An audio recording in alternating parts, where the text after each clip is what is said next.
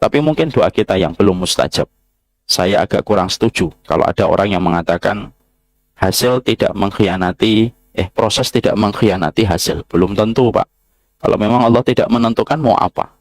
Kalau kita sering mengatakan proses tidak mengkhianati hasil, hasil tidak mengkhianati proses, berarti kita menafikan bahwasanya Allah itu qadirun ala kulli syai'. Allah itu maha berkehendak. Dan salah satu kehendaknya Allah diberikan kalau doa kita mustajab. Inilah yang menjadikan kita dia paham berdoa itu merupakan bagian dan hajat terbesar pada kehidupan manusia. Dan sesungguhnya doa itu memberikan kepada kita seluruh perkara yang kita inginkan akan Allah berikan ketika doa kita mustajab. Tentunya kita paham inilah yang menjadikan kita meneruskan kembali kajian kita doa 40 Rabbana. Kenapa membahas doa, Ustadz? Kenapa tidak membahas sholat? Kenapa tidak membahas fikih? Ya, karena itu yang tadi saya sampaikan. Karena persoalan besar pada kehidupan kita, yaitu adalah doa kita yang sekarang belum mendapatkan nyawa ilmu pada doa yang kita panjatkan. Dan akhirnya menjadi penyebab banyaknya masalah yang kita jumpai pada kehidupan. Semoga Allah senantiasa menjadikan doa kita mustajab, dan semoga kita senantiasa diberikan hidayah untuk berdoa. Ini la ahmilu hammal ijabah, walakinni ahmilu hammad doa. Perkataan indah Umar tidak bosan kita dengarkan ketika Umar itu mengatakan, aku ini tidak pernah khawatir kalau doaku belum dikabulkan oleh Allah.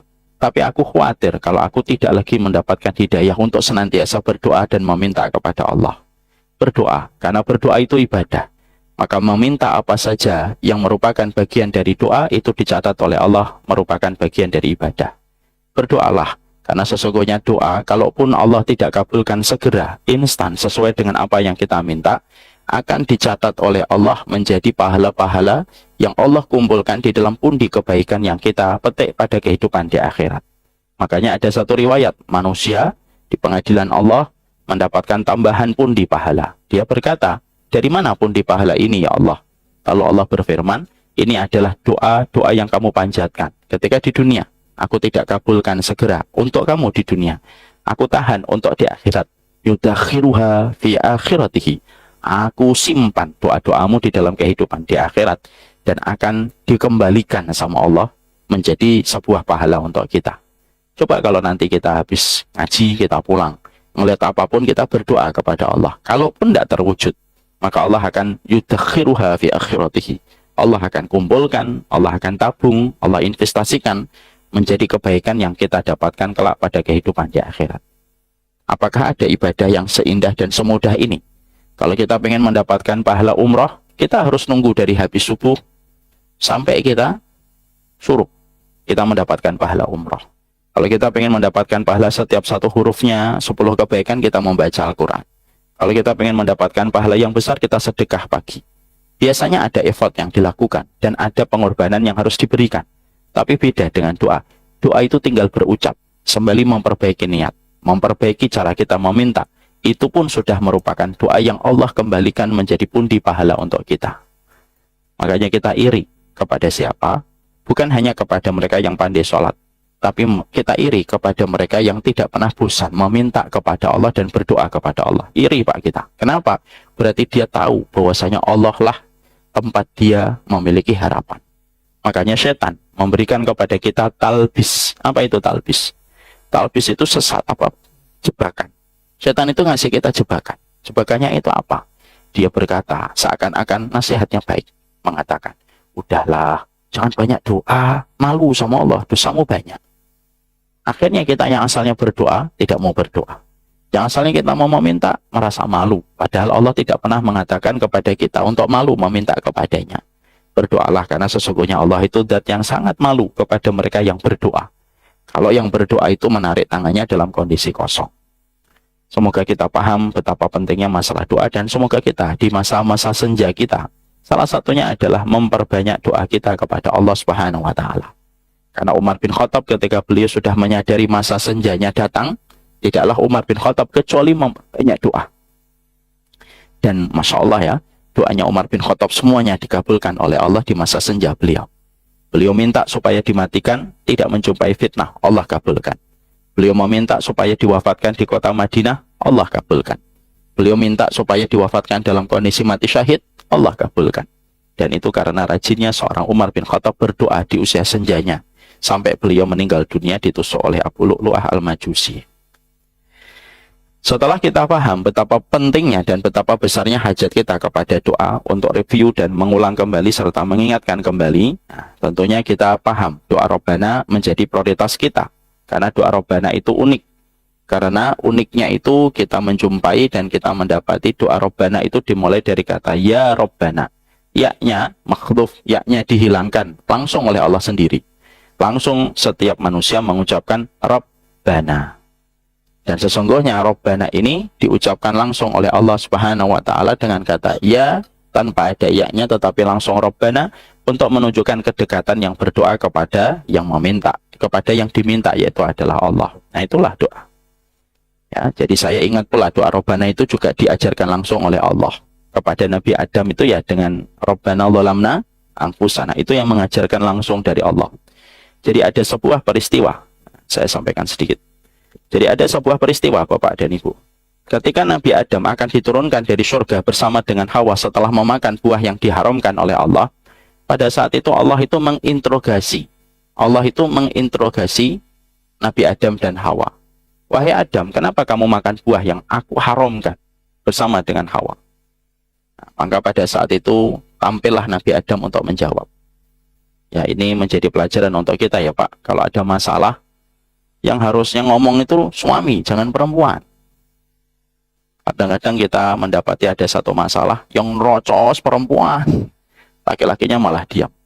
Itu tidak benar kalau kita lihat pada kisahnya Nabi Adam. Nabi Adam itu ketika ditanya, hei Adam, kenapa kamu makan buah yang aku haramkan bersama dengan Hawa?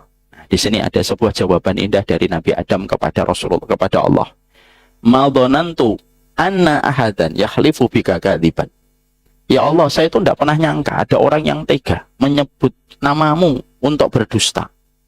Karena pada saat itu iblis menggoda Adam untuk memakan buah ini sembari dia bersumpah atas nama Allah. Saya itu tidak pernah nyangka ya Allah. Saya kira orang tuh kalau mencatat namamu itu dia pasti tahu namamu itu agung dan tidak dipakai untuk berdusta. Nah, makanya kalau ada orang manusia bersumpah atas nama Allah dia berdusta, ya persis sebagaimana iblis. Dan itu yang dikatakan oleh Nabi Adam. Dan Nabi Adam ketika menjawab itu, Allah itu merahmati. Allah itu sayang sama Adam. Tapi bagaimanapun prosedur hukuman tetap harus dijalankan. Maka ibarat kata dan ilustrasinya, seakan-akan Nabi Adam, seakan-akan Allah itu mengatakan, ya, saya tahu kamu ditipu wahai Adam, tapi bagaimanapun hukuman tetap harus jalan. Tapi sebelum turun, Allah itu ngasih sangu, Pak. Ngasih uang saku kepada Adam. Uang sakunya apa? Uang sakunya bukan kekuatan, super.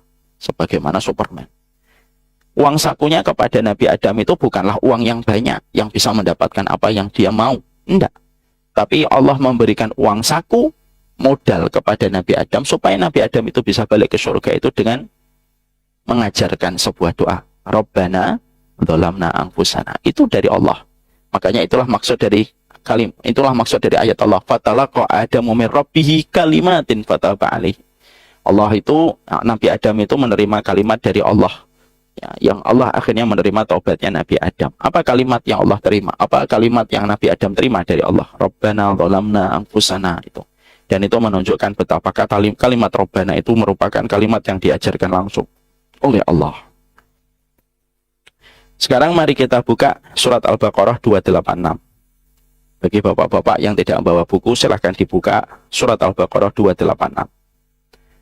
Monggo, Pak Jerry dibaca dulu.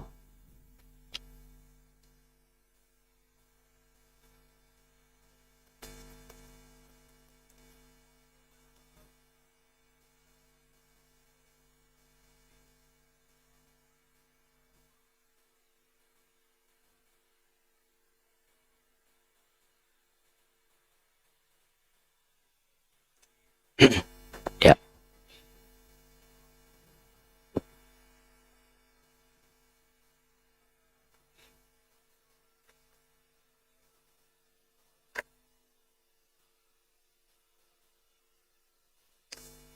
Ya. Kita akan membahas dan meneruskan pembahasan akhir dari surat Al-Baqarah 286. Satu ayat yang memiliki keutamaan besar.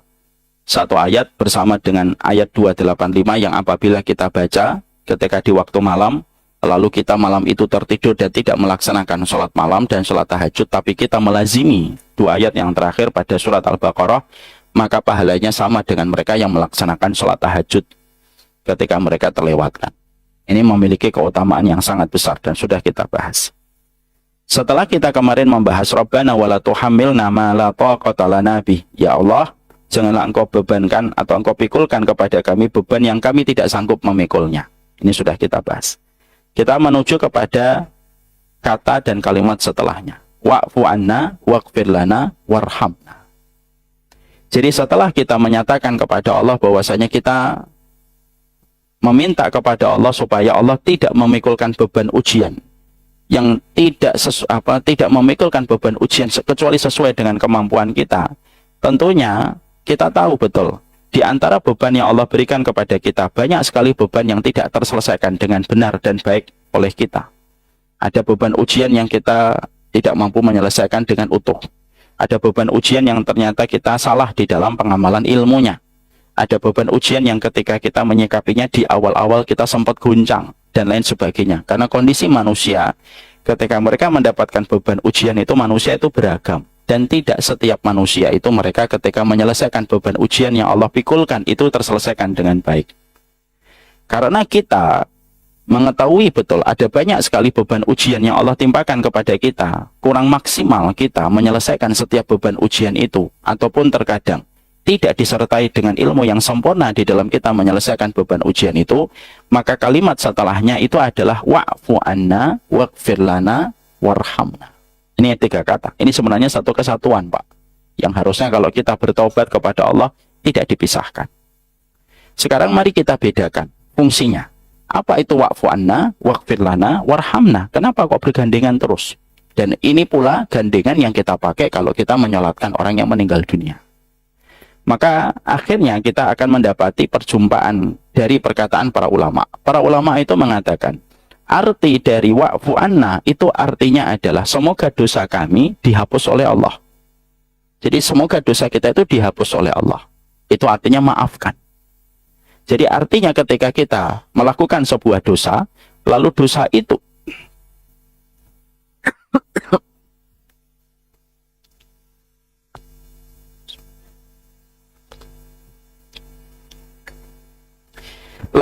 itu kita sesali ketika kita rasa ada banyak yang kurang sempurna pada kehidupan kita.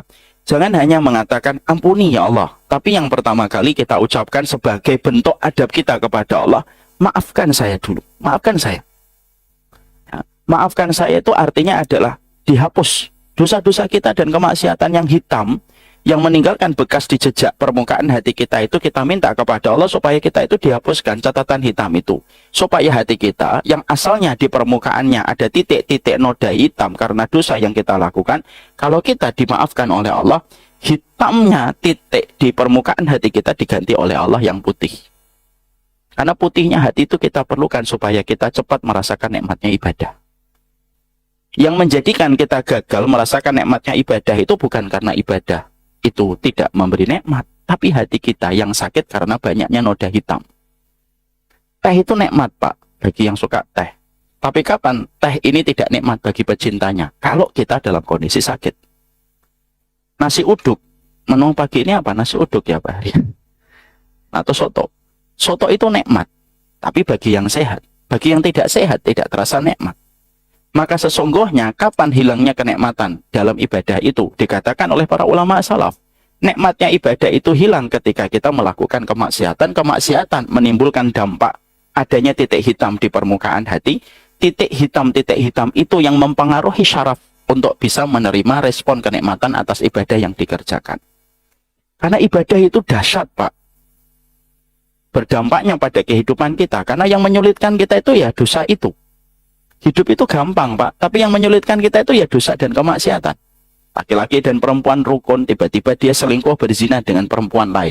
Apa yang terjadi? Sulit dia menemui istrinya, sulit menemui anak-anaknya. Tapi kesulitan yang dia dapatkan bukan karena Allah yang menyulitkan. Dia sendiri dosanya yang menyulitkan. Ada orang hidup tenang, diberikan oleh Allah sesuai dengan takaran yang terbaik. dia lalu tidak sabar mengambil riba, dan akhirnya malamnya tidak bisa tidur nyenyak ketika harus memikirkan hutang. Yang membuat hidup susah itu, yang membuat hidup itu sulit dan susah itu dosa kita, kata para ulama. Makanya akhirnya dosa itu yang akhirnya membuat kesulitan demi kesulitan itu terjadi dan menimpa pada kehidupan kita. Hitamnya dosa itu berdampak sampai kepada seluruh kehidupan kita, kan Pak? Imam Ibnu Qayyim itu mengatakan kalimat yang bagus sekali, Pak, untuk menjadi perenungan kita sebelum kita melakukan dosa. Terlebih dosa yang dilakukan di masa tua itu menunjukkan berarti kita tidak mengenal Allah ketika semakin tua, semakin rajin kita masih melakukan dosa. Imam Ibnu Qayyim itu berkata, dampak dari dosa itu sampai batu yang putih ketika diturunkan oleh Allah dari surga pun bisa terkena dampak hitam dari perbuatan dosa yang dilakukan manusia. Dan itu Hajar Aswad. Bagi kita yang pernah melihat gambar dan image dari Hajar Aswad, hitam, Pak. Tapi sebenarnya batu itu ketika pertama kali diturunkan, kata Rasulullah, ya, batu itu putih, Pak. Tapi terus menjadi hitam karena dosa yang dilakukan manusia. Jadi dosa yang dilakukan manusia itu seibaratnya karambol, Pak. Dia kena, lalu mantul lagi kemana-mana dia, dosa itu. Dan akhirnya yang merusak seluruh sendi pada kehidupan kita adalah dosa yang dilakukan manusia. Hitamnya apa putihnya batu dari surga itu pun terkena dampak dari kemaksiatan dan dosa yang dilakukan manusia. Maaf ya, bukan berarti yang hitam itu banyak dosa, jangan gitu. Jadi ini menunjukkan kepada kita bahwasanya Imam Ibnu Qayyim itu mengatakan dosa itu merusak semua kebaikan dan kemudahan di dalam kehidupan manusia. Tingginya manusia yang asalnya 60 hasta pun diturunkan oleh Allah disebabkan karena dosa. Makanya akhirnya ketika kita menjumpai berbagai macam efek dari dosa itu membuat titik-titik hitam di permukaan hati kita. Dan titik hitam itu yang membuat syaraf nikmatnya hati menikmati ibadah itu menjadi hilang. Maka ketika kita mengucapkan wa'fu anna, itu artinya maafkan ya Allah, supaya dosa yang tadi hitam meninggalkan jejak di hati kita diganti oleh Allah menjadi putih. Ya. Makanya kalau kita memahami dan mentadaburi ketika membaca iftitah, Allahumma ba'id baini wa baina khotoyaya kama ba'ata bainal masyriqi wal maghrib. Terus kita meminta kepada Allah, jauhkanlah kami dari dosa sebagaimana engkau menjauhkan antara timur dan barat, sebagaimana engkau membersihkan pakaian putih dari kotorannya. Itulah kata wa'fu anna itu di situ. Allah membuat sebuah perumpamaan yang gamblang. Dan itu tergambar pada doa iftitah. Ya Allah, bersihkanlah kami dari dosa sebagaimana engkau membersihkan pakaian putih dari kotorannya. Maka sesungguhnya fungsinya kalau kita berdoa wa'fu anni, itu artinya apa? Supaya hitamnya permukaan hati menjadi putih kembali sebagaimana baju yang putih ketika disucikan dan dibersihkan kembali. Makanya kita membaca di dalam dzikir ketika pertengahan Ramadan apa? Allahumma innaka afuwun tuhibbul afwa fa'fu anni. Kenapa kita membaca itu? Karena tidak ada satu bulan yang paling banyak Allah membebaskan manusia dari api neraka kecuali bulan Ramadan, dan yang kedua bulan Dzulhijjah. Jadi wa'fu anna itu yaitu maafkan kami supaya hati kita yang hitam kembali putih, Pak. Seiring kita jujur meminta kepada Allah supaya Allah itu memaafkan kita dan hitamnya titik permukaan hitam itu menjadi putih, Allah seiring kita meminta maaf kepadanya, seiring itu pula Allah mengembalikan nikmatnya kita. Bapak lagi bertengkar, saya bertengkar dengan Pak Heri misalkan. A'udzubillahi min dzalik, contoh. Itu kan menjadikan akhirnya suasana tidak nyaman. Saya masuk masjid ketemu Pak Heri ngambil soft kanan, saya ngambil soft kiri. Ya, beliau ngambil soft tengah, saya ngambil soft kiri. Dia di kamar mandi, saya pura-pura muter, Pak, misalkan. Karena apa? Kondisi ketika kita punya salah itu membuat tidak nyaman. Tapi kalau kita jujur datang kepada Pak Hari meminta maaf ya Pak Hari. Pak Hari tersenyum. Ana maafkan Ustaz. Maka kondisinya itu apa? Nikmat kembali, Pak. Makan bisa nikmat kembali, ngobrol bisa nikmat kembali, interaksi menjadi hangat kembali. Kenapa? Ketika kata maaf itu sudah diberikan. Bapak dan ibu, suami istri, ketika bertengkar, kita menghadapi suasana yang tidak nyaman di dalam rumah. Mau makan jadi nggak enak. Di dalam kamar, istri kita lewat, semuanya diam, tidak bertegur sapa. Kita kadang mengatakan sama anak kita, tuh, ngomong sama ibumu. Nah, itu berarti kita lagi bertengkar. Istri kita ngomong sama bapakmu tuh. Nah, itu berarti kita lagi bertengkar. Kondisinya itu enggak enak, Pak. Tapi ketika kita akhirnya, bismillah lah, memang saya itu tugasnya memaafkan istri. kita akhirnya melembut kepada istri kita dan istri lebih melembut kepada kita. Dimulai dengan kata, maafin saya ya Bi, atau maafin saya ya Bu. Lalu akhirnya pelukan, akhirnya suasana yang tadi tidak enak menjadi enak kembali. Makan megono lagi di depan, ya, makan lagi nasi uduk, makan bubur, menjadi enak kembali. Kapan? Kalau maaf itu sudah diberikan, Pak. Yang membuat tidak nyaman hubungan kita sama Allah itu bukan Allah yang nggak sayang sama kita. Kita yang membuat barrier, membuat penghalang antara kita dengan Allah ketika dosa itu nggak minta dimaafkan sama Allah. Makanya ada seorang ulama salaf namanya Sa'id bin Musayyib. Beliau mengatakan, aku kalau melakukan dosa, aku tebus dengan melakukan 100.000 kali istighfar setiap satu dosa. Itu menunjukkan kepada kita, kenyamanan itu kita dapatkan tepat ketika kita banyak minta maaf sama Allah. Nah makanya, kalau hidup kita terasa resah, gelisah, kan banyak orang hari ini merasa resah, gelisah, tapi tidak tahu apa yang membuatnya gelisah. Mobil sudah ada, rumah sudah ada, tanah sudah ada, rumah kedua, ketiga pun sudah ada. Tapi kenapa kok malam gelisah, melakukan aktivitas kemerungsung, kata orang Jawa. Dalam kondisi penuh rasa khawatir, kegelisahannya tidak bisa untuk dijelaskan dengan kata-kata. Mungkin kegelisahan demi kegelisahan yang kita peroleh dan kita dapatkan simple kok. Antara kita dengan Allah ada salah. Lah salahnya ini kita nggak minta maaf. Ya kondisinya nggak akan enak. Hidup juga nggak akan enak. Coba deh. Ambil perumpamaan suami istri, ada salah, nggak minta maaf, nggak enak di rumah. Mau ngapa-ngapain nggak enak. Mau buka handphone nggak enak, mau mandi juga nggak enak, mau ngapain-ngapain nggak enak. Dan suasana itu akan cair secair-cairnya dengan sebuah kata sederhana. Minta maaf ya. Betul nggak Pak Hari? Tuh, beli aja ngerasa itu. Kalau sudah minta maaf ya Ma, manggilnya apa istri Pak? Mama, ya kan? Minta maaf ya Ma. Lalu istri kita dibuat lembut dengan kata-kata lembut suaminya. Iya, maafin juga ya Pak. Selesai Pak. Semuanya jadi nikmat. Lah perumpamaannya itu segampang itu sebenarnya. Makanya akhirnya ketika kita berdoa, Rabbana wala tuhamilna ma la taqata lana bi wa'fu anna. Maafkan ya Allah kalau ada yang nggak beres. Supaya nyaman itu kita rasakan dalam perjalanan kita menuju kepada Allah. Para ulama salaf itu mengatakan begini Pak. Yang termasuk musibah. Termasuk musibah itu apa? Kamu bertambah umur tetapi bertambah. Kamu bertambah umur tapi bertambah gelisahmu. Padahal kamu akan berjumpa dengan Allah. Pak Hari umurnya berapa? 49. Pak Ujang berapa Pak Ujang? 57. Masya Allah. Kaget saya. Kayak 56 antum. Maka 57 berarti perjalanannya Pak Ujang itu sudah 57 tahun menuju kepada Allah. Perjalanannya Pak Hari 49 tahun menuju kepada Allah. Kan semakin dekat waktu pulang itu kan semakin harusnya kita tenang Pak. Kalau ada waktu pulang kok nggak tenang pasti ada apa Pak? Kan ada salah. Contoh kita kalau pulang waktu SD. Masih ingat waktu SD Pak? Waktu SD itu kalau diberitahu bisik-bisik sama kakak kelas. Kita lagi ada rapat. Senang atau tidak senang? Senang Pak. Jam 9 saya pulang. Ditungguin itu jam 8.55, bentar lagi, 5 menit lagi. Lalu jam 9 betul, jarosnya, belnya, sekolahan, tet, senang Pak kita pulang. Tapi kalau ada orang pulang pagi, jam 9 dia sedih. Kenapa? Pasti ada salah dia dengan bapak ibunya. Makanya pulang itu jadi nggak senang. Maka itulah yang menjadikan kita paham. Orang itu kalau semakin tua, harusnya semakin tenang. Kenapa? Hari perjumpaan telah dekat. Pulangnya itu telah dekat. Nah, kalau ada di antara manusia di usia senjanya di atas 40 tahun kok dia gelisah dan kegelisahan itu nggak bisa dijelaskan Pak, maaf ya, orang gelisah itu nggak semua dijelaskan. Imam Ibnu Qayyim berkata tidak semua kegelisahan itu bisa dijelaskan.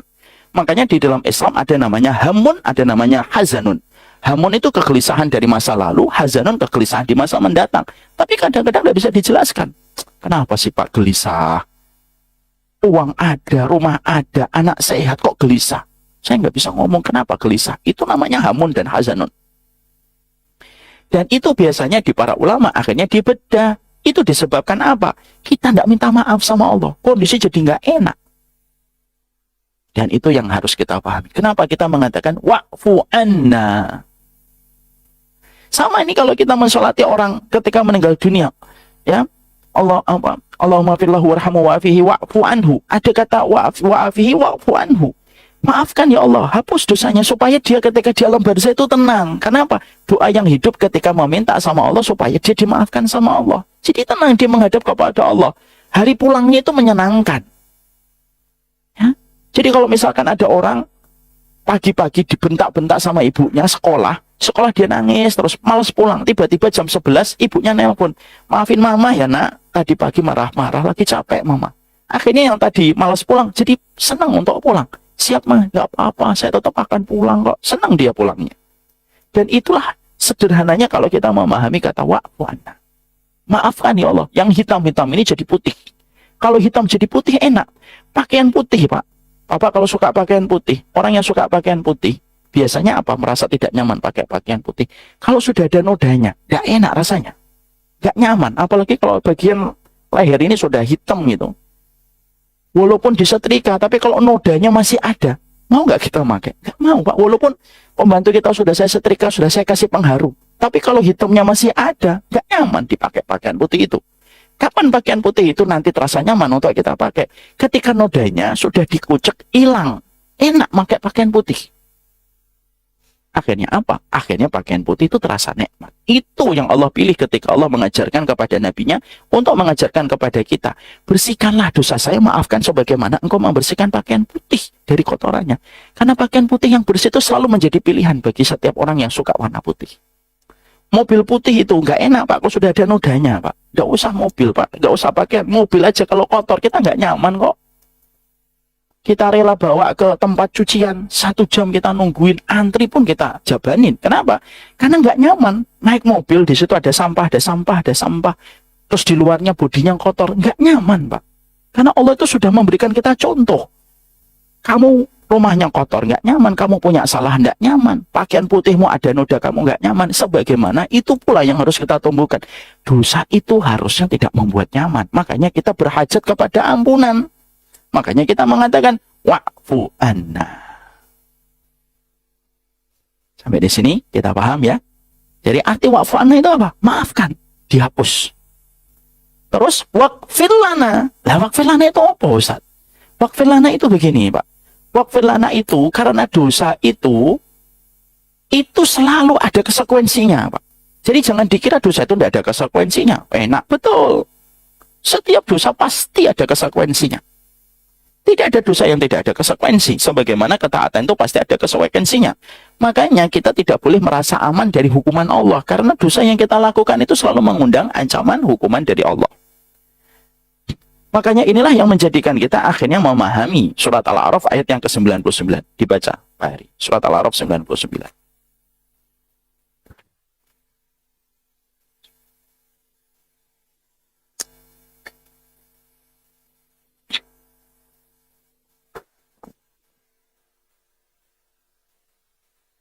Al-A'raf 99.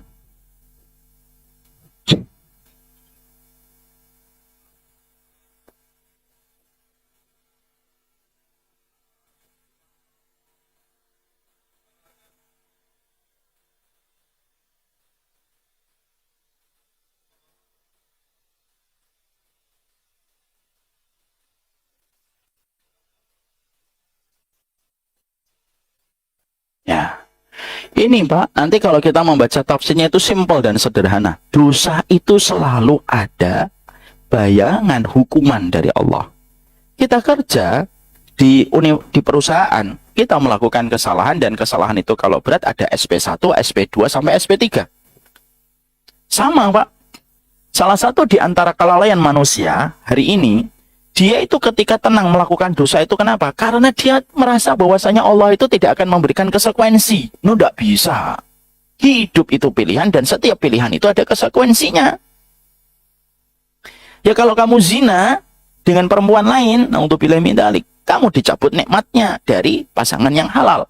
Dijauhkan hatimu dari hati anakmu. Itu konsekuensi, Pak. Kalau urusan makan ada konsekuensinya, urusan minum ada konsekuensinya, urusan dosa pun ada konsekuensinya. Maka Allah itu menggunakan kalimat pertanyaan pada surat Al-A'raf 99. Emang kamu merasa aman gitu dari hukumanku? Tidak ada yang merasa aman dari hukumanku kecuali orang-orang yang merugi. Artinya, dosa itu ada ancaman hukuman, Pak. Apapun itu. Kita merendahkan orang lain, ada hukumannya, Pak. Saya sudah pernah menyampaikan di sini kan kisahnya seorang ulama besar Abdullah bin Sirin, Pak, gara-gara ngebully. Masih ingat saya sampaikan Abdullah bin Sirin ulama besar. Gara-gara dia ngebully seorang anak muda yang banyak hutang. Lalu dia itu ngebully dengan perkataan, ya gharim, orang yang banyak utang. Lu perkataan itu sudah diucapkan puluhan tahun, Pak. Ketika Muhammad bin Sirin masih muda. Muhammad bin Sirin itu akhirnya merasakan dampak dari ucapan itu ketika tua. Dia terlilit utang, dijebloskan ke penjara. Dan ketika dijebloskan ke penjara, namanya ulama mengevaluasi. Kenapa kok saya dijebloskan ke penjara? Itu gara-gara utang. Biasanya kan dimasukkan penjara karena membela kebenaran gitu. Kayak Imam Ahmad dan lain sebagainya. Imam Ahmad dipenjara karena membela kebenaran Quran. Lah, Ibnu Sirin itu dipenjara karena nggak bisa bayar utang. Dijebloskan penjara. Mikir, kenapa ya? Oh ya Allah, saya dulu pernah ngomong kepada anak muda yang gharim, gara-gara omongan itu naik ke langit dan akhirnya menimpa kepada saya. Kesulitan yang saya peroleh di masa senja saya. Itulah yang namanya makar Pak Allah, Pak. Kenapa? Makar Allah itu menyertai siapapun yang berbuat jahat dan siapapun yang berbuat dosa. Allah itu maha adil, dan salah satu konsekuensi dari maha adilnya Allah, tidak ada satu perbuatan kecuali Allah melahirkan konsekuensi.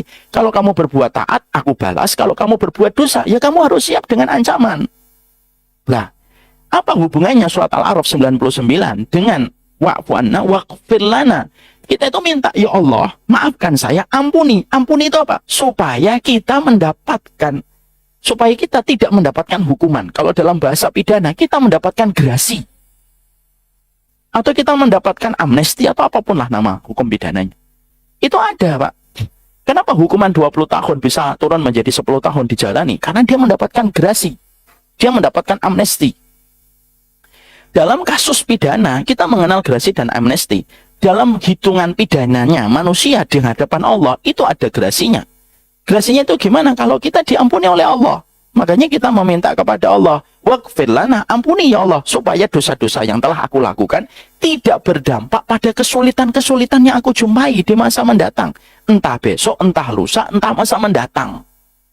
Jadi fungsinya waghfir lana itu apa? Supaya kita tidak perlu merasakan pahitnya balasan adab dari Allah. Gara-gara kita menggampangkan dosa itu, Pak. Makanya akhirnya orang yang sering meminta pertolongan sama Allah itu diberikan oleh Allah kemudahan. Makanya betul kata Rasulullah, man aksara minal istighfar ja'alallah min kulli dikin haraja. Tidaklah orang yang memperbanyak dia minta ampun sama Allah kecuali yang sempit dilapangkan oleh Allah. Kan gitu, di penjara sempit lalu mendapatkan gerasi, lapang Pak keluar dari penjara. Dan itu fungsinya waghfir lana. Ampuni kami ya Allah, maafkan kami, ampuni kami. Terus yang ketiga, yaitu adalah warhamna. Itu satu kesatuan itu. Wa'fu anna, waghfir lana, warhamna. Warhamna itu rahmati kami. Rahmati itu artinya apa ya Allah? Artinya itu gini.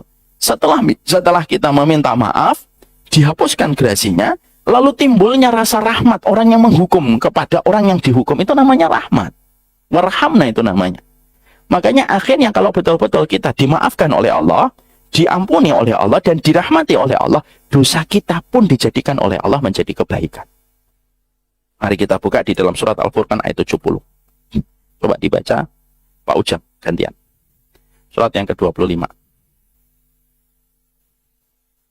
Surat Al-Furqan.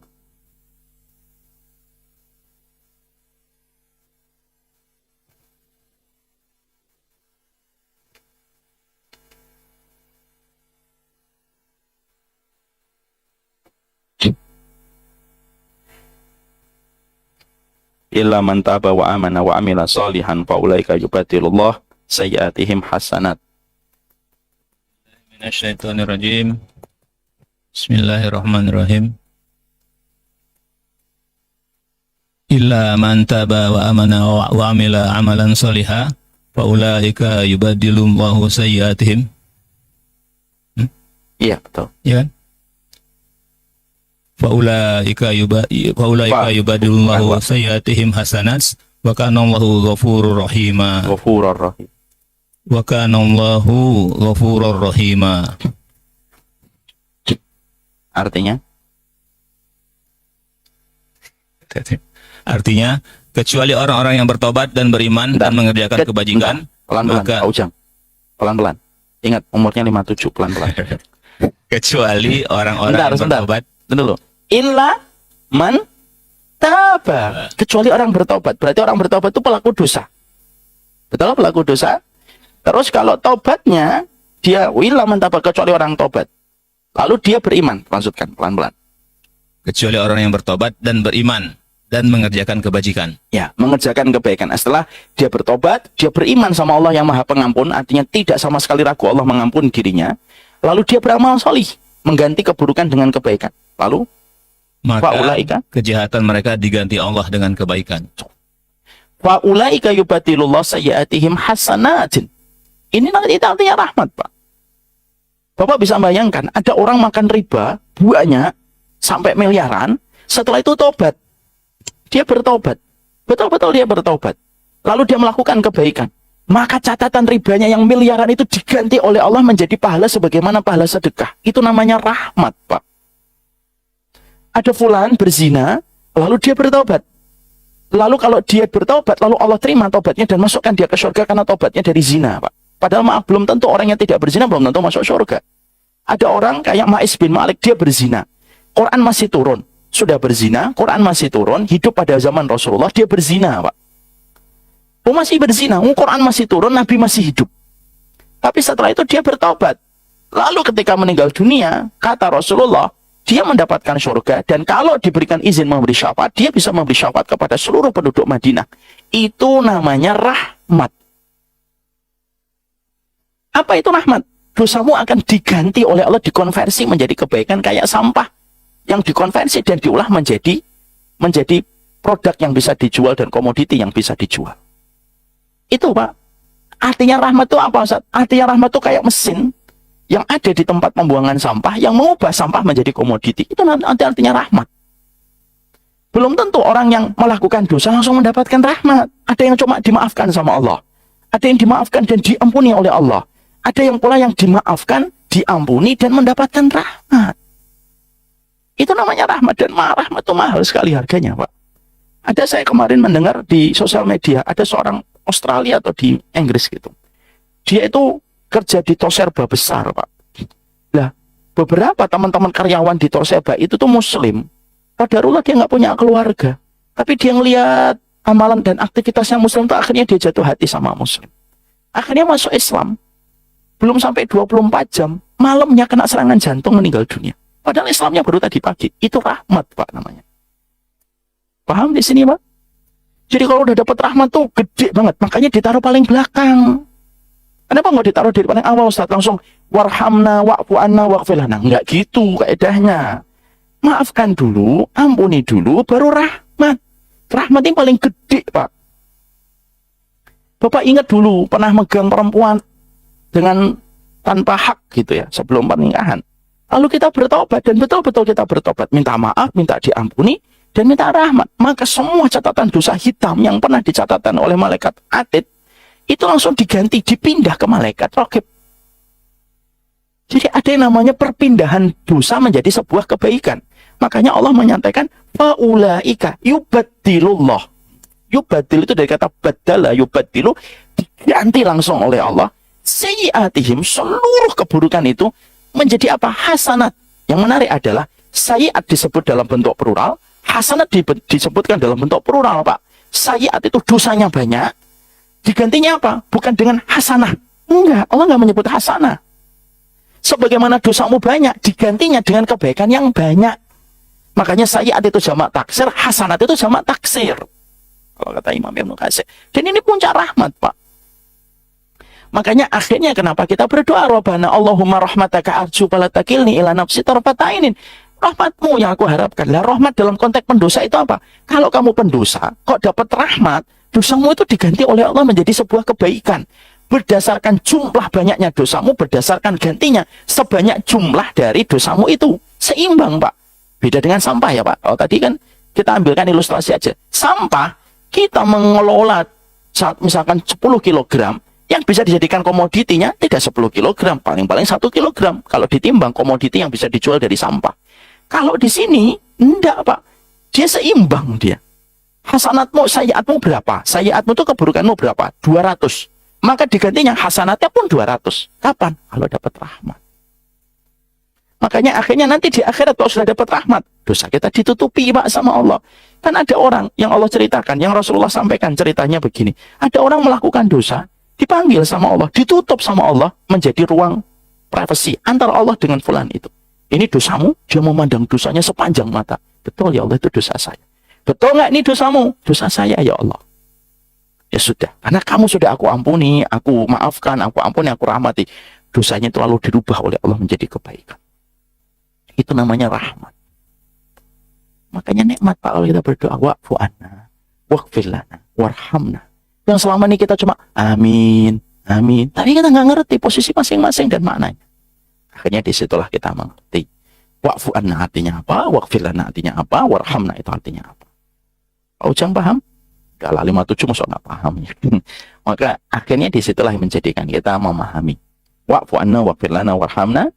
Anta maulana fangsurna alal qaumil kafirin. Nah, inilah menjadi pembahasan kita pekan depan kalau tidak ada udzur. Kalau tidak ada udzur insyaallah kita lanjutkan anta maulana fangsurna alal qaumil kafirin. Barakallahu fikum. Ini yang dapat kita sampaikan. Kita sudah semakin paham setiap letak-letak dari ayat-ayat itu. Indahnya ilmu Pak, meluruskan yang bengkok, memberikan cahaya pada apa yang tidak kita ketahui. Makanya betul Allah itu kalau menginginkan kita baik itu simpel. Allah jadikan kamu paham. Inilah nikmatnya kita kalau diinginkan oleh Allah dalam kebaikan. Ini yang dapat kita sampaikan. Semoga Allah memberikan keberkahan di dalam setiap urusan kehidupan kita insya Allah. Semoga yang memiliki hutang Allah bayarkan hutangnya. Semoga yang masih terlilit riba Allah hentaskan dia dari riba itu. Dan semoga dia dimaafkan, diampuni dan dirahmati oleh Allah. Bagi yang belum memiliki keturunan, semoga Allah memberikan kepadanya keturunan. Bagi yang belum memiliki jodoh, semoga Allah dekatkan jodohnya dan Allah nikahkan. Jangan hanya dekatkan, kalau dekat itu belum tentu berjodoh. Semoga Allah dekatkan dan Allah nikahkan dengan seseorang yang baik dan tepat. Dan semoga Allah merahmati kita dan semoga pertemuan indah setiap pagi semacam ini akan menjadi sebuah perjumpaan kita di atas di pagi surga kelak. Amin, insya Allah. Ini yang dapat saya sampaikan. Tidak ada pertanyaan? Ada pertanyaan? Oke, silakan.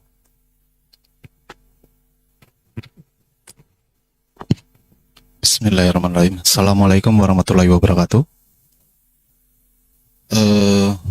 Ingin bertanya Ustadz terkait ayat terakhir yang tadi disampaikan Al-Furqan ayat 70. Ya. Bahasanya juga kalau di negeri kita sendiri banyak juga yang ternyata perbuatan dosa itu dibarengi dengan kebaikan. Ya. Gitu loh, banyak.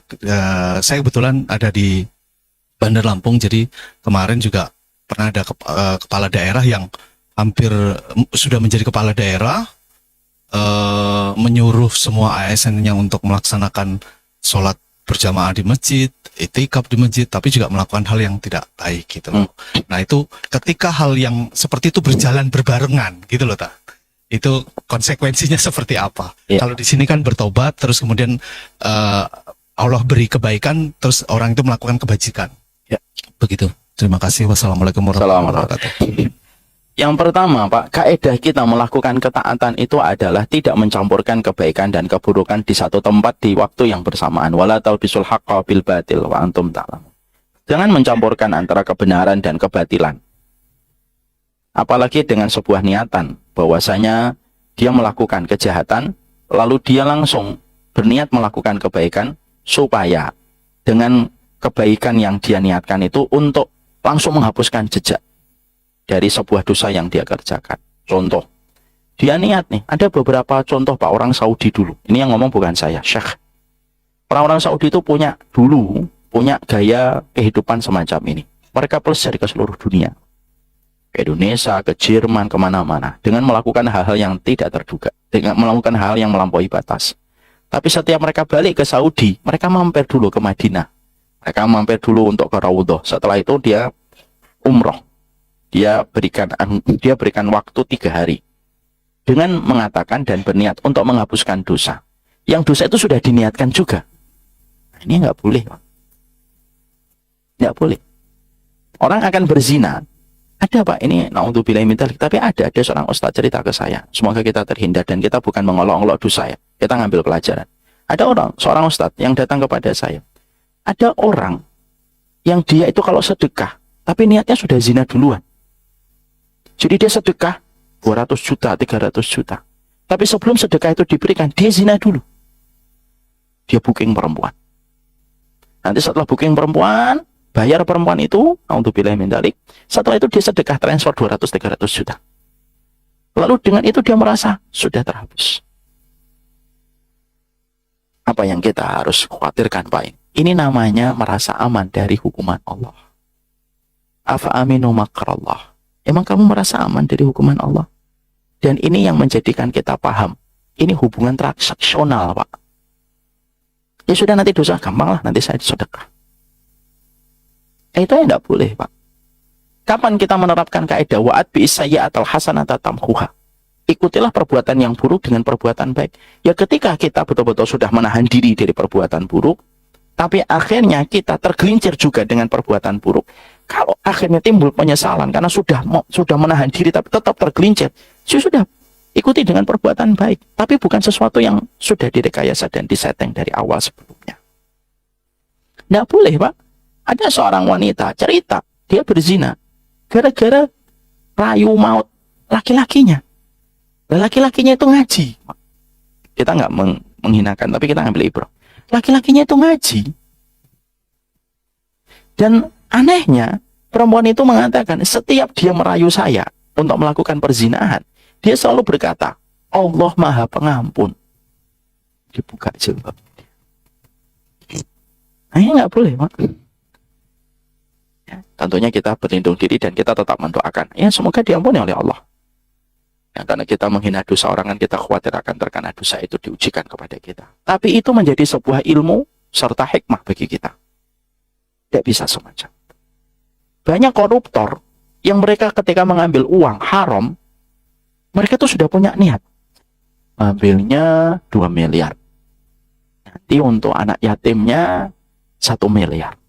Cari di panti asuhan 1 miliar. 1 miliarnya dikantongi. Nah, dia tenang. Kenapa? Kan saya ngambil 2 miliar. Lalu saya sedekahkan 1 miliar. 1 miliar itu akan menghapus 1 miliar yang saya kantongi. Dia lupa. Innallaha thayyibun wa la yaqbalu illa thayyiban. Allah itu baik. Nggak mungkin nerima yang nggak baik.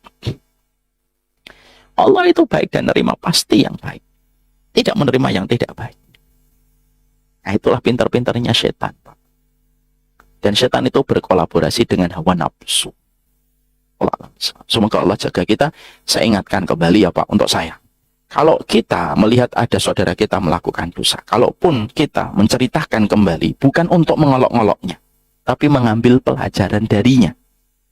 Karena kalau kita sudah mengolok-ngolok dosa orang, kita tidak akan dimatikan oleh Allah sampai kita diuji dengan dosa yang sama dan belum tentu kita selamat. Allah alam bisa. Ada lagi? Ujang? Ya Ustaz, kaidah sebaliknya. Kaidah bahwa apa? Setiap perbuatan buruk itu akan menghapus perbuatan baik. Sebagaimana api membakar jerami gitu. Ini dosa-dosa pahala-pahala yang perbuatan baik itu akan berguguran. Ini apakah berlaku untuk dosa yang sekufu lah, selevel dengan perbuatan baik tersebut atau bagaimana Ustaz? Semua taubat selama dilakukan dengan proses yang benar, diilmui dalam proses taubatnya, dengan kejujuran kepada Allah, tidak ada yang tidak diampuni oleh Allah, Pak. Umar bin Khattab itu dosanya apalagi yang lebih besar daripada dosanya Umar bin Khattab? Beliau melakukan syirik. Ada dosa lebih besar dari syirik? Tidak ada. Ada banyak saudara kita yang masuk Islam di Masjid Baitur Rahman, betul? Ketika kita tanya agamanya apa? Agama ini sebelumnya.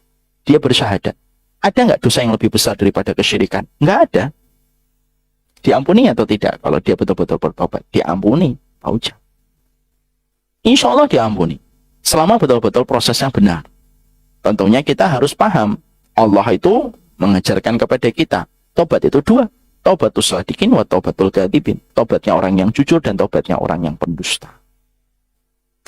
Tinggal itu aja kita mengilmuinya supaya perjalanan tobat kita maksimal dan sempurna. Paham Pak Ujang? Mana? Agak terbalik Ustaz. Maksud saya perbuatan buruk yang bermaksiat yang menghapus dosa-dosa, menghapus pahala perbuatan Oh, itu. Ya, ada. baik. Dosa itu ada dua secara sederhana. Dari tinjauan apa yang ditanyakan sama Pak Ujang. Ada dosa yang sifat dari dosa itu hanya mendatangkan keburukan. Tapi tidak ada konsekuensi lagi setelah itu. Ada dosa yang kedua. Dosa yang kedua itu konsekuensinya apa? Menghilangkan kebaikan yang telah kita lakukan. Jadi pemadam pahala. Apa dosa-dosa yang menjadi bagian dari spesifikasi pemadam pahala? Satu, kayak meninggalkan sholat asar. Meninggalkan sholat asar itu berbeda dengan ninggalin sholat duhur. Sama-sama dosa besar. Tapi kalau meninggalkan sholat asar, plus ada tambahannya. Man taraka sholat al-asar faqad habita amaluhu. Orang yang meninggalkan sholat asar itu bukan hanya dosa besar, tapi seluruh amal kebaikannya pada hari itu dihapus sama Allah. Tapi maaf ya, jangan sampai nanti Bapak kalau ada yang sudah ketinggalan sholat asar, ya sudahlah maghrib isya sekalian, enggak dihapusin. Maka itu termasuk salah satu dosa yang mendatangkan pemadam ketaatan. Yang kedua, yang termasuk di antara pemadam pahala ketaatan, yaitu orang yang mereka tidak lapang pada ridho yang pahit yang Allah berikan kepadanya. Lau anfaqta misla jabala Uhudin ma qabilallahu minka hatta tu'mina bil qadari khairuh wa syarrih. Kalau kamu infak satu gunung Uhud Mas, misalkan Pak Ujang, Freeport itu miliknya Pak Ujang. Lalu Pak Ujang infakkan untuk Masjid Baitur Rahman dan Samila misalkan. Dah, Freeport semuanya untuk masjid. Maka Allah tidak ada hajat menerima. Allah tidak ingin menerima. Sampai orang yang berinfak itu memiliki keimanan kepada takdir, baik takdir dalam konteks yang manis ataupun dalam konteks yang pahit. Makanya mencela takdir itu buruk sekali. Mencela takdir itu buruk banget. Makanya kadang-kadang kita tidak sadar kalau ada yang bertengkar terus mencela takdir. Coba dulu saya nggak ketemu kamu. Tidak boleh gitu. Karena mencela takdir. Kalau sudah takdir pahit, terima. Jangan dicela. Karena mencela takdir yang buruk itu menghapuskan amal kebaikan kita. Yang ketiga, orang yang hobinya melakukan dosa, di saat dia meninggalkan dosa itu bukan karena Allah, tapi karena pandangan manusia. Ketika manusianya sudah hilang, orang-orangnya nggak ada, dia melakukan dosa. Itu termasuk salah satu di antara dosa yang menghapuskan amal kebaikan yang dilakukan manusia. Makanya Allah mengatakan ada orang yang nanti membawa pahala sebesar gunung Tihamah. Fayaj'alallahu haba'an mansura. Dijadikan oleh Allah seluruh amal kebaikannya itu bagaikan debu yang berterbangan.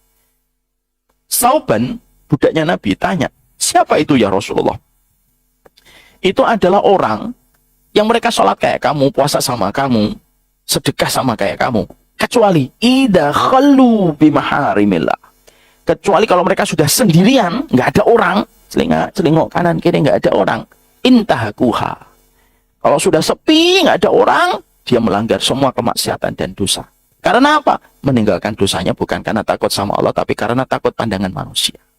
Itu termasuk salah satu dosa yang bisa menghapuskan amal kebaikan. Ada 4, 5, 6, 7, kapan-kapan kita bahas. Paham, Pak Ujang? Barakallahu fiik.